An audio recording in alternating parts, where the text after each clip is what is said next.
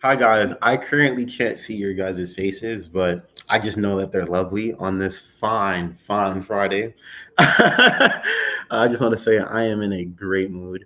But just to check in with you guys, I hope all of you are doing well. I hope you guys had an amazing week, and I hope all of you have an amazing weekend. Uh, Thank you guys for joining today on our PI presentation. My name is Gesner Jones, and I am accompanied on behalf of a few other PI youth members as well.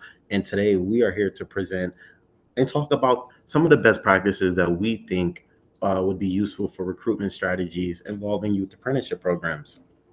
Now, as we get into more of this topic and more insights that we like to share with you guys, in the midst of this presentation, if you guys have any questions, we hope that you look in the chat where we have a link where you can ask any questions you want, and we will circle back to that towards the end of the overall presentation. Now, without further ado, let's talk a little bit about what's in store. So, first, we want to start off by really introducing ourselves, our backgrounds, and our overall connection with apprenticeship programs overall. And after we share about who we are and where we come from, we want to hear from the audience. We want to get a little bit of crowd engagement and let us know where exactly you're coming from and where is your connection. What part do you play? Whether you're an employer, and a recruiter, or whether you're a youth apprentice alumni or an active youth apprentice, we want to hear who you are and your experience. Following that, we're then going to get into the elephant in the room, which is some of the recruitment strategies that we've seen or issues that we deem might be a little bit challenging. And of course, following that, we're then going to present you guys with some solutions that work for recruitment strategies.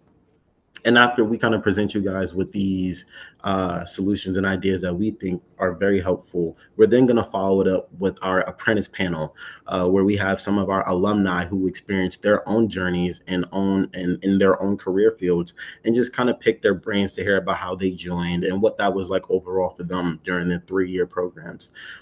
Following that, we're then going to hear from the recruiter side of things. We want to present you guys with both sides, from the apprentice side and the recruiter side, see what that's like as well. So we really do hope you look forward to that. And then last but not least, we're then going to present you guys with something that we've been working on for some time now. It's just a small snippet of it, but we know that you guys are going to love it. We decided to call it our social media toolkit, but I'm going to save that for later. It's just supposed to be a little surprise. And then to close it all out, we're going to end it with a Q&A. Now, without further ado, let's move on to the team introductions. So, hi guys. Once again, my name is Gesner Jones III, and I actually used to be a technology youth apprentice at Accenture. I was a part of a 3-year program, thanks to CareerWise New York. I graduated sometime a year ago, and I was promoted to a full-time employee at Accenture, and I've been there ever since. I'm also a junior at City Tech College, and I'm going to be soon graduating with my bachelor's in communication design. Hello, my name is Isabella. I was a pharmacy technician youth apprentice thanks to Career Launch Chicago. I am currently a full-time pharmacy technician in the same hospital, Advocate Christ in Oakland, Chicago. Um, and I am in college to finish my associates in science. Hi guys, my name is Anaja Foster. I was a government relations apprentice at Accenture, and I am now currently at Delaware State University, working to obtain my bachelor's in psychology. Hello, everybody. I'm Jubei Brown Weaver. I was a technology apprentice at Accenture. I was then, same as Gesner, promoted and brought on full time as a technology analyst with Accenture. Thank you guys so much. Now, we want to hear from you guys. So we would greatly appreciate it if you guys could scan this QR code and kind of answer the questions, just to really let us know who we're speaking to, who we're hearing from. Um, and while you do that, I can actually pull up the answers to these questions. right here. If some of you guys need me to go back to the QR code, please just come off mute and let me know. I have no issue going back for you guys. Can you show that again, please? Yes, absolutely. The link to it is also in the chat if anybody wants to take the easier route. Perfect. Yeah, maybe you can pop the link in the chat again, guys, for people who joined later. Mhm.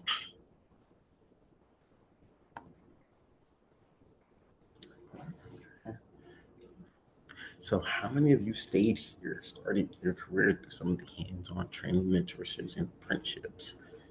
Okay.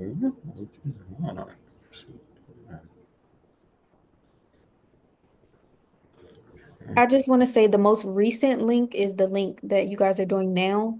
The first link is for if you guys have any burning questions, you can just put it in there and we'll save it for the end.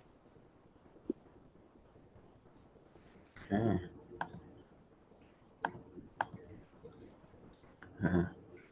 Gonna give it maybe one more minute, and we're gonna move on to the next question.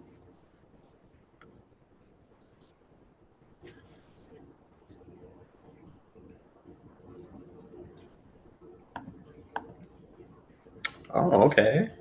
It's climbing up a little bit. It's climbing up a little bit.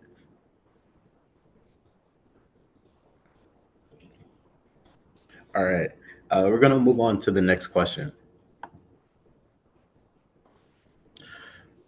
What's the biggest challenge you think young people face when trying to enter the workforce today? Lack of experience, connections, or opportunity? And if there's another challenge outside of those three that y'all feel is prominent, please put that in there. Educate us the same way we're trying to educate y'all. Thank you, Jabez.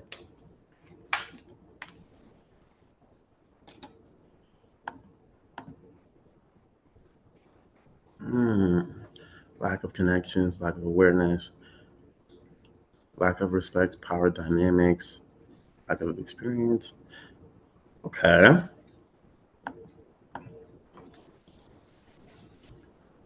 We're getting a lot of answers. I love this. I love this.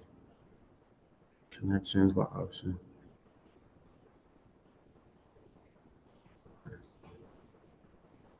Okay. Let's refresh one more time. There we go. Standing out. Thousands of people can apply to the same job resume. I was just about to say, Gesner, do you want to read out any answers that stand out to you?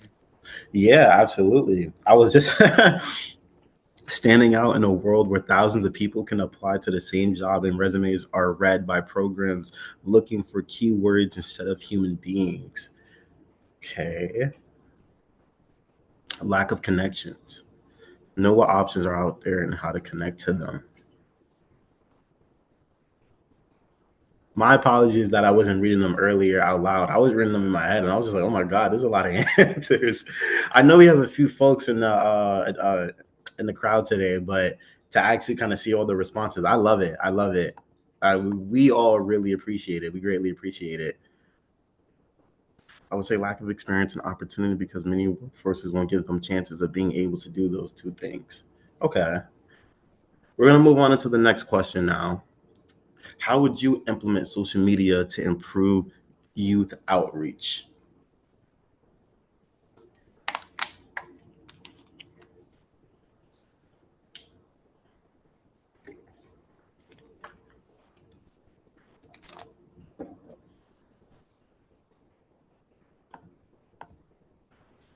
Feature voices and stories of youth. Okay.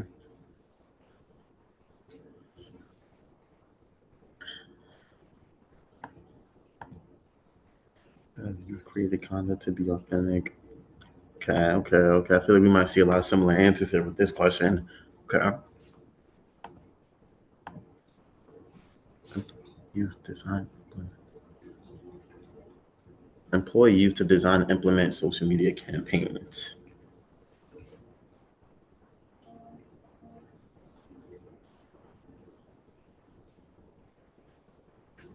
Okay, there we go. As someone who works in teacher recruitment, I would love to use social media to attract new teachers to apply for positions at high need schools. Okay. Sharing opportunities and reaching a wider group of people, embracing authentic voice and sharing stories where youth can see themselves. I absolutely agree. Let's move on to the next question, as we do have a lot to share with you guys today. If you could design the perfect youth apprenticeship program, what's one thing you'd make sure it includes?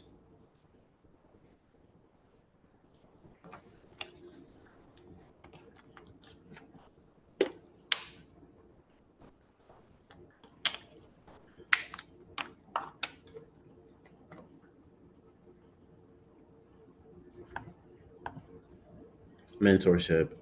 Absolutely. Absolutely. I'm happy that was the first one there because I strongly agree with that as well.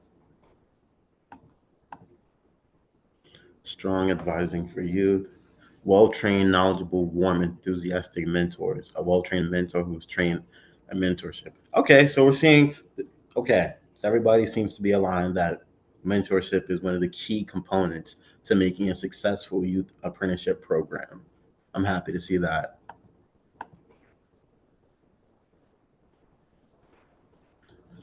College credit, mentorship, and clear guidance of how it applies to a position within that industry, or those skills are transferable to set them up for success.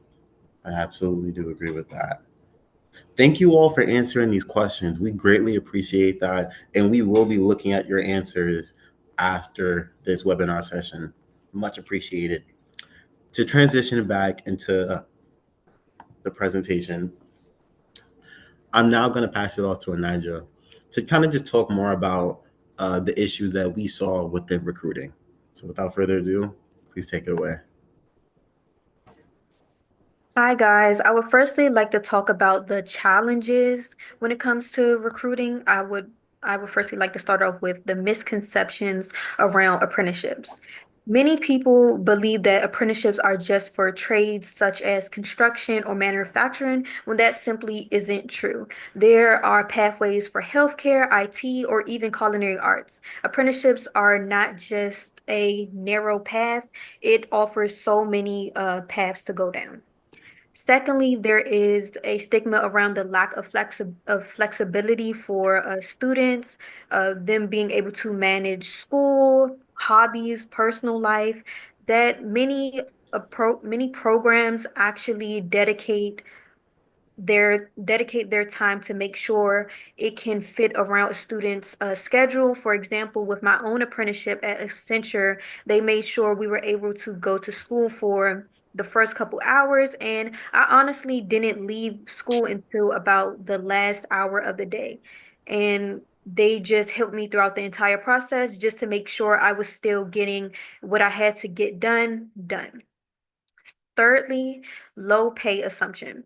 Many apprenticeships are paid. I personally have not met an apprentice without that has not gotten paid for their apprenticeship. These things, I believe that is a stigma around it. However, it just is not true. Secondly, I would love to touch on limited outreach. Many students want these opportunities, however, they are not actually hearing about these opportunities. There has been so many times where I was leaving out for my apprenticeship and another student asked me, "Oh, where are you going?" I tell them about my apprenticeship and they say, "Oh, I didn't hear about that opportunity. I didn't know that we could do that." And that's a big thing. The students want these opportunities, however, they have to actually know about these opportunities in order to apply for it. Then, lastly, I would love to talk about timing and accessibility. You may not think timing is important, but it truly is. There are a lot of things going on in students' lives, from them being able to keep up with their work, maybe even family issues or mental health issues. There are so many things going on in a student's life on a day-to-day basis. And I think it's important that we target times where the students may be a little less busy, such as not targeting around like SAT time, or maybe not too late in the school year or even too early in the school year. Especially like if you're targeting freshmen, they want to get settled into actually being in high school, actually managing their time. So I think it's very important to consider the times to target these students. And accessibility. It may be harder for students to actually know about certain things, especially with not every student has access uh, to being online as well, and also being able to complete the application. Sometimes the application process can be really lengthy and just hard to understand, so that is something else that's very important to take into account. A student may not know how to answer certain questions or what language to use when applying for these opportunities, so I believe that has to be targeted as well. Now that we have touched on the challenges behind recruitment, we would also love to touch on some solutions, some strategies that actually work. Firstly, I would love to touch on digital outreach. Digital outreach is highly important, especially because you want to meet students where they already are. Where they Meeting students in communities where they already are is key. Digital platforms such as Instagram or TikTok is very important because there where students already spend a lot of their time, especially because in these platforms you're able to do quick creative videos that can grab a student's attention more than a flyer or more than an email possibly can, especially with social media platforms becoming a lot more popular. Our attention span has gotten shorter over time. So being able to cater to that attention span is also very important. Secondly, I would love to talk about storytelling from other apprentices. That is also very important. It's a different experience when you get to hear from your own peers about their own experiences, and knowing like, oh, like I can do something like that. Me personally, when I first got to Accenture, I was assigned a mentor, and my mentor basically helped me. She actually went to my high school as well. She went to my high school. She graduated my high school. Although we were not on the same path at Accenture, she was definitely helpful, definitely gave me more of a confidence boost because I knew there was someone who was in my position before who has now gained their own sense of self and now has confidence to actually take on more and more opportunities like this. So it was a great experience to know that someone has been in my position and I could do that too. Definitely gave me a sense of confidence. Now, the thirdly, I would love to touch on school and community outreach. I believe if that is not the most important, it is definitely one of the most important keys, especially because at the beginning of this slide, I did say reaching students in communities where they already are important, especially because schools already have a well working community. They already have people there to help them along the way, to just explain to them what's going on, or just any help that they may need. They already have that system at school. Students are at school 9 hours out of the day, so it's important to target a community that they already have, especially because, as I stated before, I learned about my apprenticeship for Accenture through my engineering teacher, Mr. Nids, and throughout that he gave me the link to actually apply. Anytime I had a question about my apprenticeship, he answered it. He basically helped me up to the finish line of me actually getting into the office. But even after that, it's still the issue with having to manage like your schoolwork and things like that. That I already had that community, such as my counselors and still Mr. Nids. Even up all the way up until I graduated, I had that community to lean on when I had questions or when I needed to manage anything like an event going on at school or maybe my schoolwork or something going on at Accenture. I had that community, which is, as I said, very important. So please make sure you lean on those communities. Lastly, I would love to touch on outreach timing. As I said, it is truly important. There are so many things going on in a student's life, from them having to deal with personal issues, as I said, maybe even mental health issues. There's so many things going on in a student's life that they may want these opportunities. However, the opportunity isn't as flexible and easy to get, easy to apply for and get as they would like. So they are swayed from actually applying for it, to which we can dedicate time or spaces to give them the opportunity and be more flexible for them to actually apply. There, I promise there are so many students out there who want these opportunities. You just have to be a bit more flexible for them.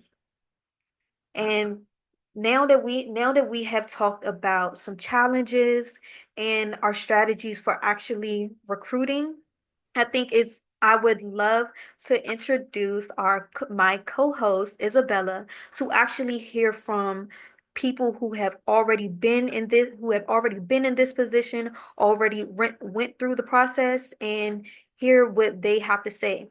So, Isabella, take the lead. Mhm. We have Christopher and Eve, former apprentice. Please tell us a little bit about yourselves and what field was your apprentice in. Wonderful. You guys hear me? Amazing. Great. So I'll start it off. First, I want to thank you all, right, all the hosts, the organizers, Paya, for the opportunity. My name is Christopher Grant, as you see on the screen. And I'm a former Career Rise New York Youth Apprentice at MasterCard. There, I was able to be a product designer apprentice. Product design is sort of, think of any app or any service you use and think about the screens you see to get through it. It's essentially what I'm doing, right? I'm creating those screens and designing experiences, and I love it. And how did I hear about youth apprenticeship and CareerWise New York and all that? Really, it's a longer story, but I'll cut it short. My best friend, this is 2021 or late 2020, and my best friend at the time is saying, "Hey, Chris, there's a program in high school where, you know, we can we can cut school and get paid to cut school." Right. And as soon as I hear that, I'm like, sign me up, right? Who wouldn't want to do that when you're, 15, 16? But it was really deeper than that. It was way deeper than that because by this point I was already into graphic design. I knew this is something I wanted to pursue, but it was kind of hard to figure out how I was going to do it. And this youth apprenticeship program, Career Rise New York, it had graphic design positions at multiple Fortune 500 companies, which was amazing. And it was perfect. I'm like, oh my God, it sort of sweetened the deal. I was already going to do it, but they had all these great positions. So, I ended up doing it and it was the best decision of my life. So that's me. Yeah. Thank you. Now, Evie, give us a little bit about yourself. Well, my name is Evie Zaruva, and I did a 3-year apprenticeship through CareerWise Eagle County, and I was a business and HR administration apprentice. And I did that through a local construction company, Gallegos Masonry. For me, how youth apprenticeship was presented to me was that in my high school, every junior had to attend a presentation, and that presentation was about CareerWise Eagle County. And when I attended that presentation, at that point, I didn't really know what I was doing with high school. I was kind of just going through the motions.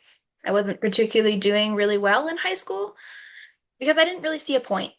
So when this presentation was presented to me, it was transformative because I saw myself in this program. I saw myself with a direction, with something to gain, and even more importantly, I saw myself with a purpose that I didn't have in high school.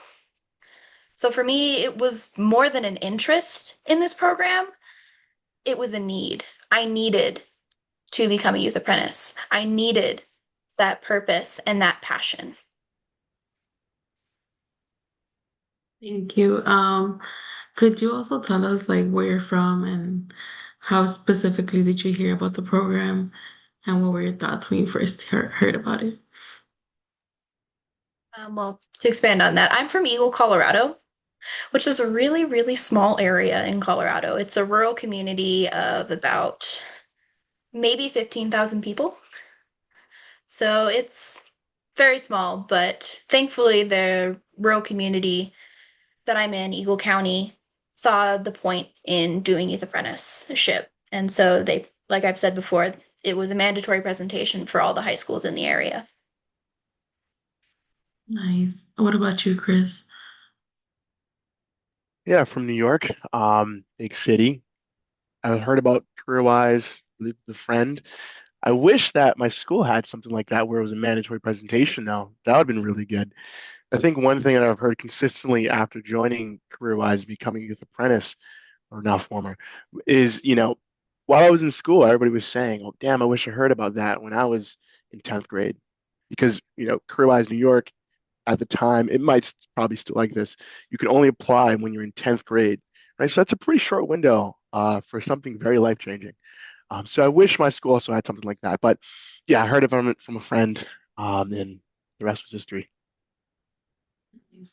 And if it wasn't for the apprenticeship, where do you think you would be now? Honestly, I think I'll be pretty lost. Like I mentioned, graphic design, it's not one, two, three. It's sort of at least getting into it, it's very varied. There's a lot of different graphic design roles you can do. And you compare it to other careers, it's not as straightforward. Like I think becoming a doctor, it's at least mentally like, okay, I have to go to college and then med school and then residency. There's nothing like that for graphic design. It's sort of just like maybe you go to college, maybe you don't, maybe you get a job somewhere, maybe you won't. So it was very, very daunting. And on top of that, I had no idea that this role that I'm in right now existed before the apprenticeship. So that was really big. But you know, I'd probably be lost. And I think on top of that, dealing with AI and the current job market and the economy, it would have been, you know, it would have been something. So, I'm very glad that youth apprenticeship came around to save me in a way. But yeah, I'd probably be working some random job and trying to get an internship somewhere. What about you, Evie? Like I mentioned before, in high school, I didn't have a direction. So, like, I wasn't actually planning on going to college. I was planning on just entering the workforce immediately after. And even if I did go to college, it would probably be for a bachelor's in engineering, which is very funny considering I'm currently pursuing a bachelor's in human services, applying for my master's in social work, and hoping to continue on to a doctorate in clinical psychology. So, Nice. very different. I wish you the best of luck with that. One more question. What key skill would you say you took away from your apprenticeship that you could use to this day? There's a lot of stuff that I took away from my apprenticeship. Probably the three biggest things that I took away from it was the experience. I started in hospitality and ended in HR, but I tried a whole host of things in between. I did IT, accounting, both receivables and deliverables. I did marketing and a bunch of other things in between. And that moves on to my secondly I got out of my apprenticeship, which was exposure. For one, I'm in Paya now. That's something that I never would have had without youth apprenticeship. And it's also given me so many other speaking opportunities, things like this, but I've also gotten chances to speak to a lot of governmental figures. Last year, we spoke to the Department of Labor. The year before that, I spoke to my state federal senator, John Hickenlooper, and I've gotten so many other opportunities that way. And then finally, it's been such a confidence boost in my abilities, my skills, and my potential. I didn't think I was going to go anywhere after high school. I was resigned to the fact that I was just going to exist. But now I have so much confidence and there's so many things that I want to do. Okay. A little bit back into your apprenticeship, how do you think it affected your career path? Sorry, the mute button got away with me. But for my apprenticeship, it gave me that direction. Like I said, I wanted to go into engineering or nothing at all. But by doing my apprenticeship, I've narrowed down that I like working with people. Hospitality, I don't like working for people. HR is a little bit too much. I have more power over that person. So, like, a nice happy medium is social work, where I get to work with people in order to help them. Nice. Um, and then going back to Chris, what key skill do you think you took away from your apprenticeship? Yeah, for sure. As Evie just mentioned, I think that exposure, that employer exposure was really big for me. Being in rooms and spaces that normal 16-year-olds aren't in, meaning like corporate rooms, boardrooms, these meetings, was really big for me, right? Usually you don't get that experience until 6 years later when you're 22 post-graduation.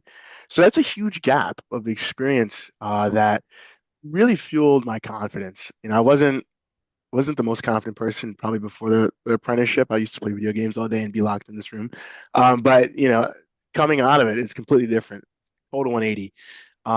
Confidence usually comes from competence, and competence comes from experience. So getting that experience early in, way early in, was really huge for me.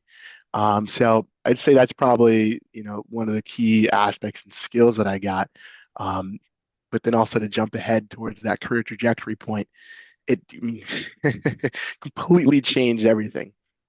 Like I said earlier, I had no idea this role even existed, but then I got into it. I started doing it, and it was really great. I really like it. I get to interact with multiple different people from across the org or the company. Get to create literal products that we sell to multi-million, billion-dollar companies. It's really cool. And like I said, didn't know about it, but furthermore, coming out of the apprenticeship, I have 3 years of experience that I can use to apply to other companies, right? So there's that. Well, that's that leg up. Also have a network of connections from MasterCard, connections around the industry because of, I guess, the clout that I had coming in at 16. But the biggest thing is at MasterCard, from that network, I was able to talk to many executives. I had people that vouched for me, and people that really took a liking to me. And thankfully, I was able to receive a full-time return offer, valid immediately last year. So, I've continued working full-time at MasterCard while going to class and studying as a full-time student at Baruch College. So it's really in the career trajectory, like I don't even know. Like I said, I don't know where I would be, but I definitely wouldn't be in this position. So that's how I changed my trajectory. Going back to what you said about how you didn't know about it. If you could redesign the outreach methods to attract more students like you, which channels or messages or like platforms would you prioritize and why? Yeah, for sure. Yeah, like a lot, Anija said earlier, students don't really know about the opportunities very much, and I mentioned that too. People would always say, "Oh, dang, I wish I heard about that when I was in 10th grade." I think youth apprenticeship programs need to be integrated better into schools, right? So guidance counselors should be promoting it, principals should be promoting it. Like Eve said, it should be a presentation, a yearly presentation, coming into high school, talking about pathways, like college, like trade school, but also like youth apprenticeship. I think college and career classes teach it. So, integration across all channels in school, right? We say, oh, meet students where they are. Well, we know they're in school. So I think integration across all the channels, including, actual, principals, guidance counselors, college career classes, you know, auditorium presentations. I think that is really key. And then no one can say, oh, I didn't know about it because I mean, you were in school, right? So you should know about it. Just like we all know about college because school, or maybe, because your family too, but school is always setting us up for college, but why can't it be the same way for youth apprenticeship? Right. What about you, Eve? How could you redesign the outreach? I agree with Christopher that it should be brought and integrated further into schools, but building off of that idea, just bringing the outreach in general to the youth or to the people that would be prospective business partners, but meeting them where they're comfortable and where they're at, not having them have to go and seek it out, where it's something that they stumble upon, but instead it's something that's like right in your face, kind of like Chris said. And when it comes to methods and like messaging, I would say that storytelling is probably one of the best methods that I've noticed, at least in Eagle County in general. When we talk about youth apprenticeship here, we do it in a way that it's not just a bunch of adults talking at high school children. We actually bring in former youth apprentices and current youth apprentices.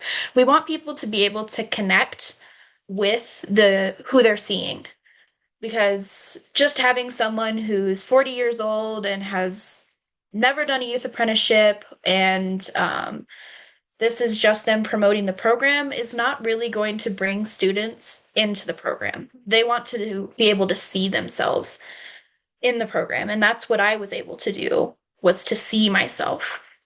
So really it's just all about connection. You want to build bridges between people in a way that they don't feel like they're having to put in all this effort in order for it to work.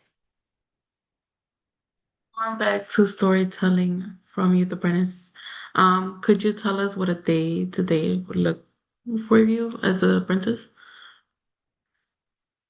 For me, when I was an apprentice, a lot of my day to day was I would start at 6:30 a.m.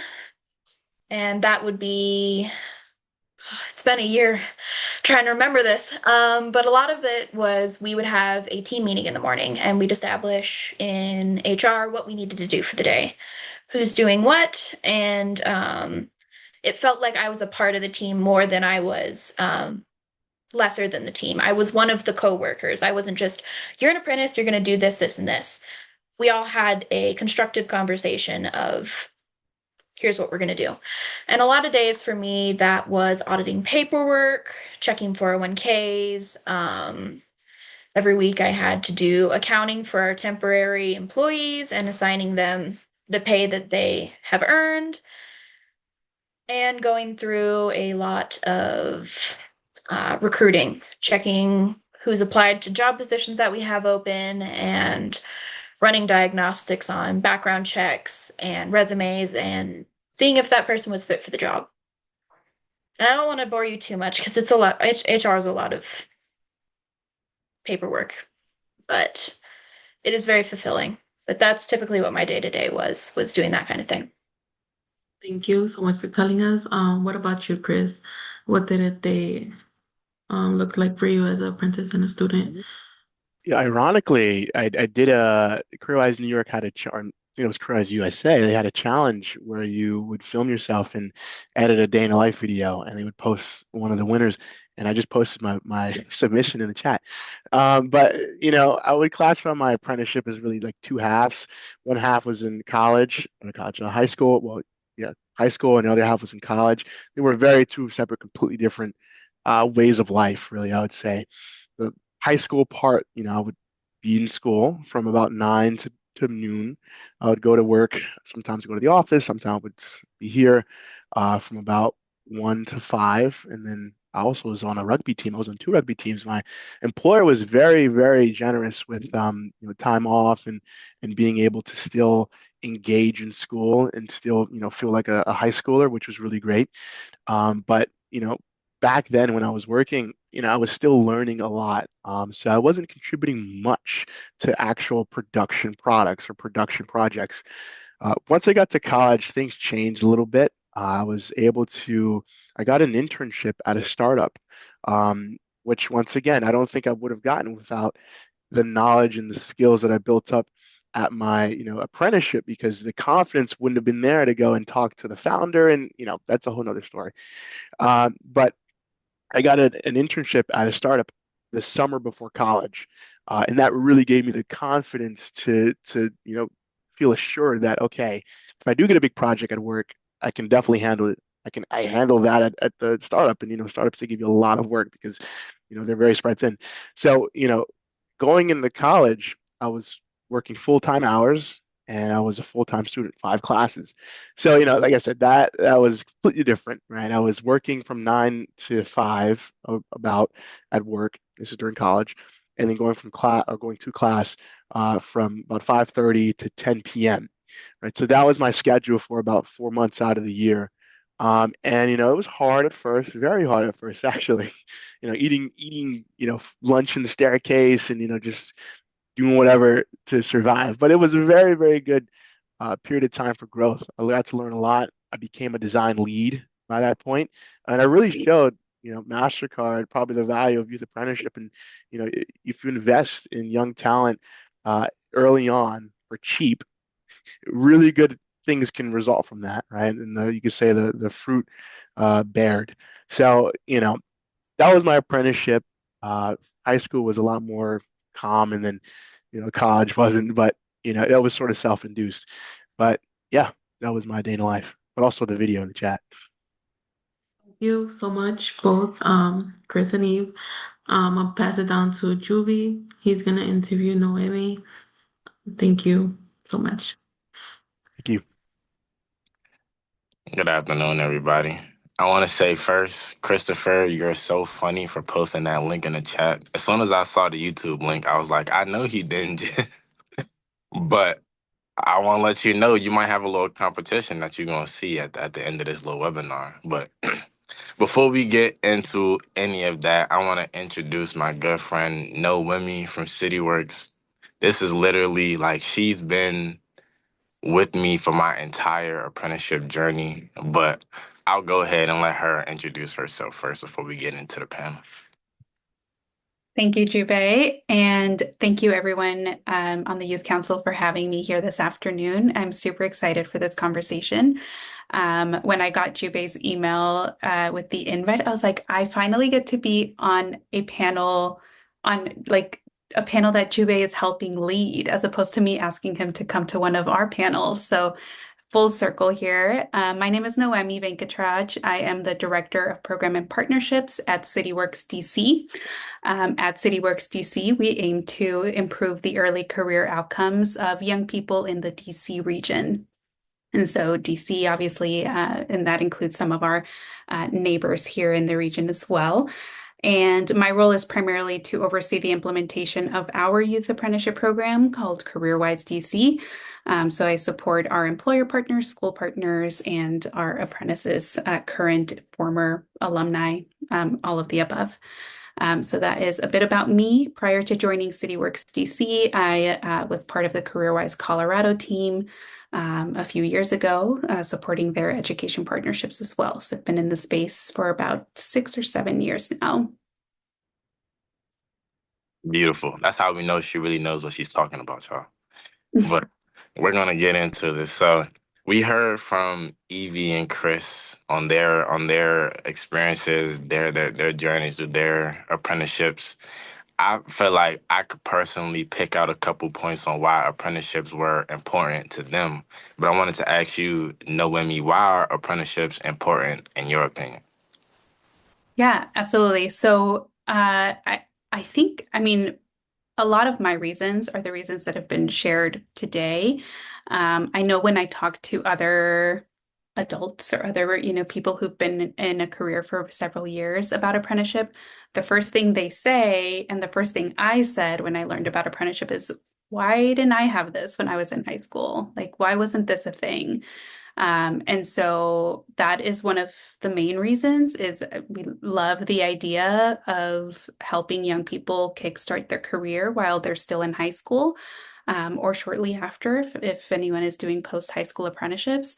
But that's the key there, right? The earlier that we can get started on our career development as young people, the more that we can get ahead, the more that we can build those connections, those networks that will help us get to the next stepping stone of our career. And the more that it can kind of help us feel more confident in the decisions we're making related to education, right? I know tons of people, and you all might know people who changed their major in college two, three, four different times, or went in undecided and panicked, around like, I don't know what I'm going to study, I don't know what to do.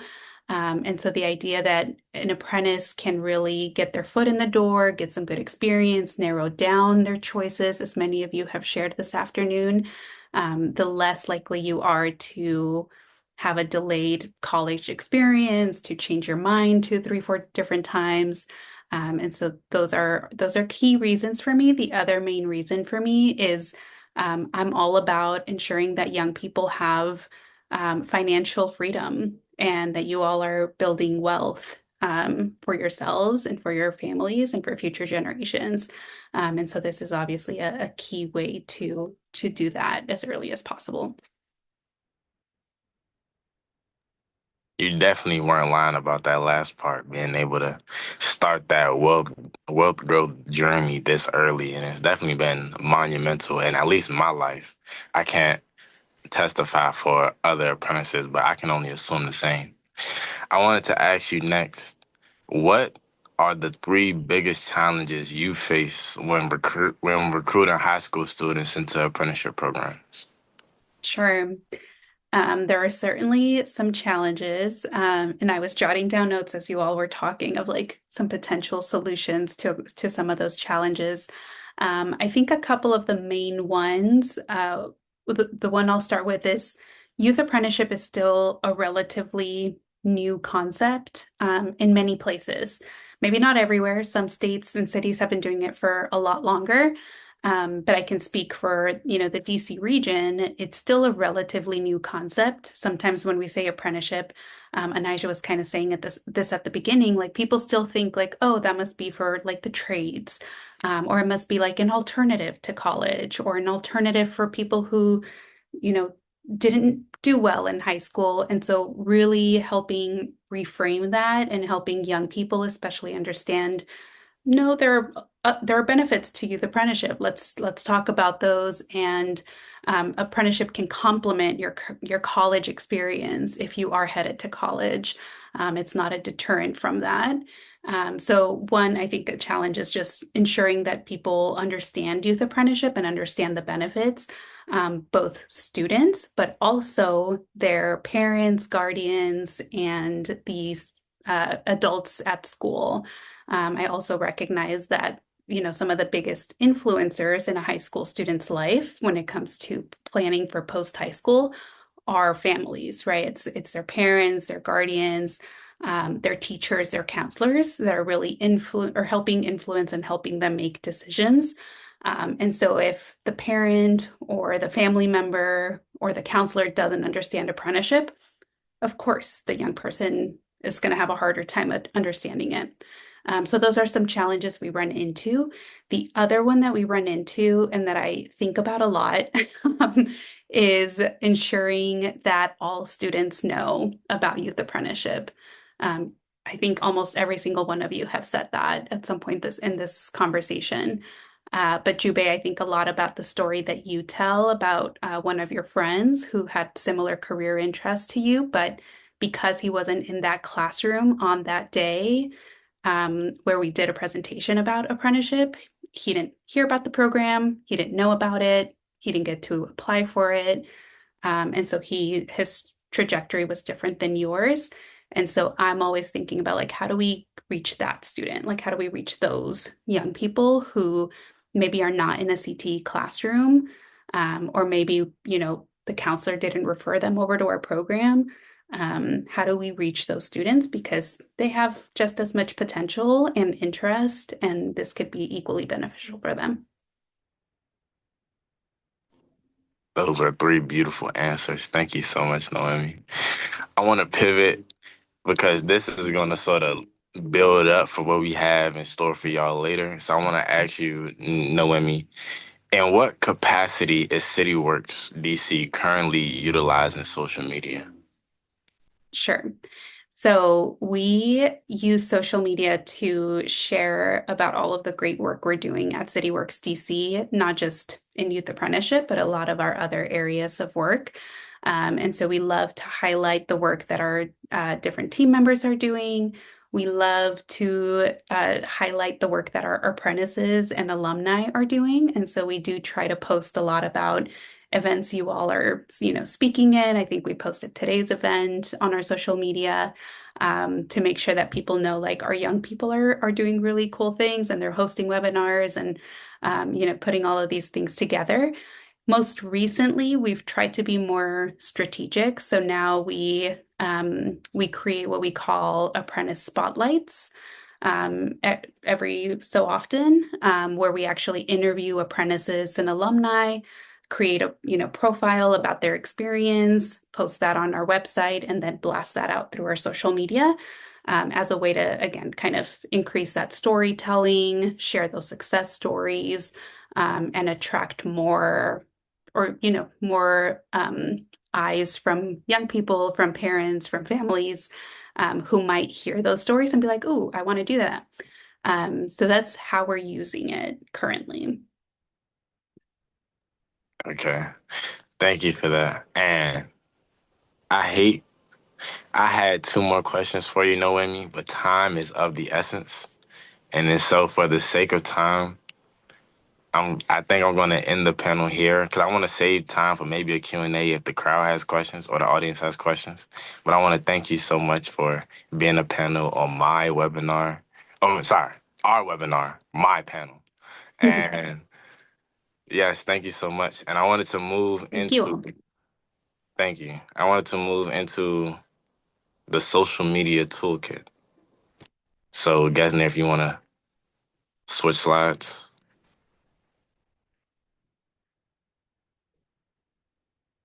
Gesner, you're muted if you're chatting.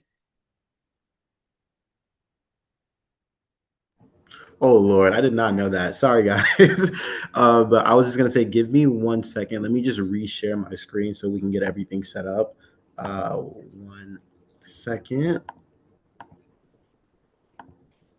And I can essentially start talking to the social media toolkit now. So essentially, what we tried to do with the social media toolkit is take everything that we know about social media, as young folk, and sort of give tips and suggestions on how we think social media can be utilized to improve outreach for these apprenticeship programs. So inside the toolkit, you will find at least 7 or 8 different suggestions that are like expanded and bullet points that give you tips such as like certain hashtags to use to get the right circulation for your video or to capture the right audience, or like having a calendar set up to plan when you're going to post these videos so that your videos are coming out consistently so that you can ride that algorithm. And then also my favorite part are example videos that me and my team were recorded for the toolkit that are essentially the type of videos that can be made for your social media presence. And just to give you an idea or our interpretation on what would have gotten our attention if that video passed by our social media. So I won't present the whole social media toolkit, but I will play this video for y'all, which is my version of a day in the life of an apprentice.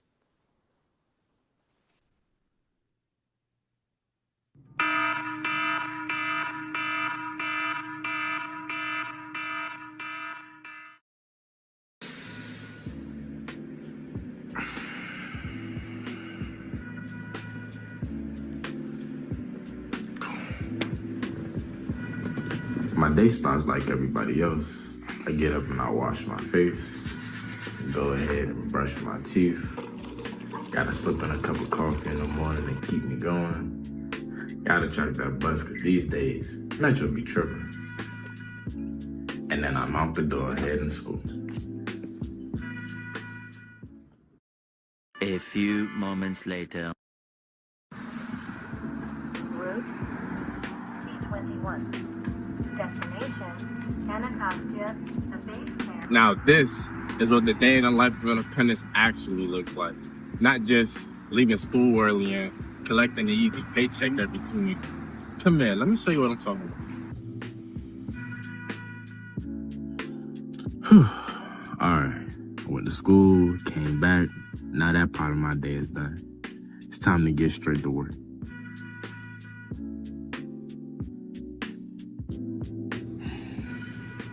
From 8 to 12, it's a regular school day for me.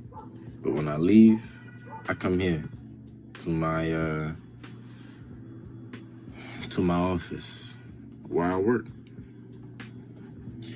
And not only am I working on actual projects that benefit our clients and being a contributing member of my team, I'm learning foundational skills that will help jumpstart me in my career.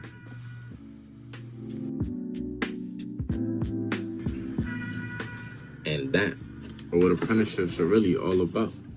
That hands-on learning experience. That opportunity to be in a place where you're working on real-life projects and are surrounded by experts in the field that you're interested in. That invaluable hands-on learning experience. It's really nothing like it. And then it's so much more than just temporary employment or an easy paycheck in your pockets every 2 weeks. I mean, we're really building careers here.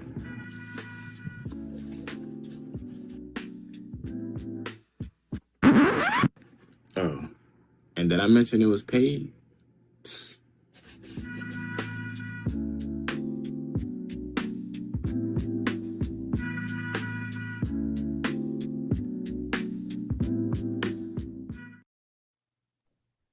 I see people dropping off. Thank you so much for coming. But yes, this is essentially what the social media toolkit will look like. As you could tell, I definitely homemade this video in CapCut. But I put it together to give you a sense of what students I feel like are looking for or what would catch their attention on social media. And this will be sent out to everybody. This whole social media toolkit, we have your email, so we will send this out to everybody, and you could take it, do whatever with it.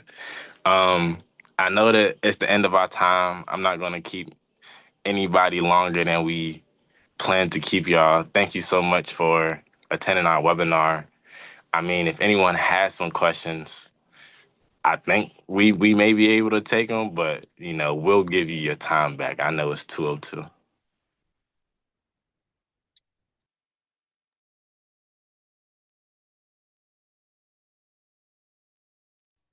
I have a question. Is it okay if we go off mute to ask?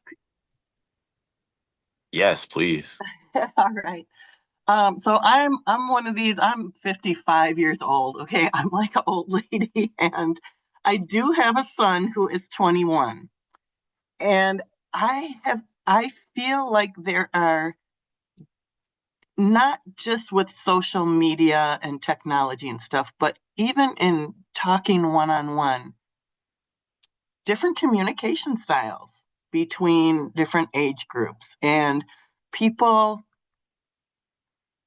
misinterpreting certain kinds of body language or inflections of the voice, or even things that get said that can lead to conflicts that aren't necessarily there, but due to misinterpretations. Could someone speak to that? Thank you.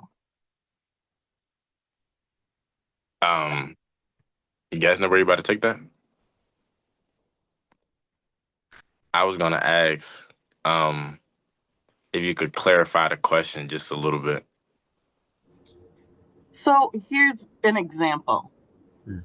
I learned as a young child, you engage in eye contact when you're talking with someone. my son and his peers and even people at work, I feel, that are of a certain age, a lot younger than me, seem to not feel the need to do that. And older people are interpreting this as disrespect. And then I feel like the younger people are like, no, that doesn't mean I'm disrespecting you. I don't know. I'm kind of confused and looking for a little guidance. That's just one example. Yeah, I can take that question. So I will say that's actually something in my apprenticeship program. We kind of were taught. It was something that was discussed very early on. Like for example, walking into the office with your AirPods in, or just sitting in the offices all day with them in, or looking people in the eyes or shaking their hands when you're greeting them. I think majority of it comes from a lack of self-confidence within. If I'm being transparent, it may not look like that, and it's very easy to kind of cover it up with multiple different reasons. But I truly do think the main one is just being not really self-assured within oneself. And I feel like while being in the office, while being on the job, and just building that confidence, like many of like the panel, our youth panelists kind of spoke about, it's like certain things like when speaking to somebody, looking somebody in their eyes or shaking their hands when you want to introduce yourself, those types of things where you might deem it as respect or disrespect when they're not doing it. To them it's just more so a little bit more nervousness. And even when it comes to acknowledging that nervousness, that might be difficult for some folks. So that's my personal answer, and that's what I've observed within my experience as being a youth apprentice. Thank you very much. I appreciate that.